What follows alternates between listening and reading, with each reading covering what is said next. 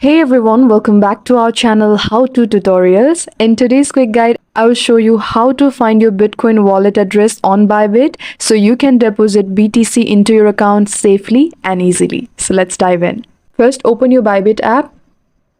Make sure you're logged into your account.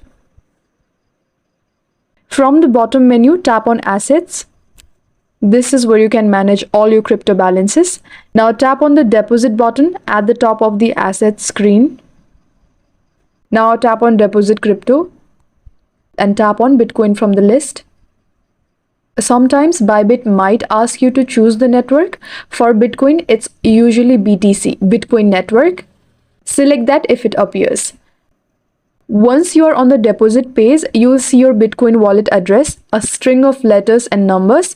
Tap Copy to save it or tap Show QR code if you are sending BTC from another device. Remember one thing, only send Bitcoin to this address. Sending any other coin may result in a permanent loss.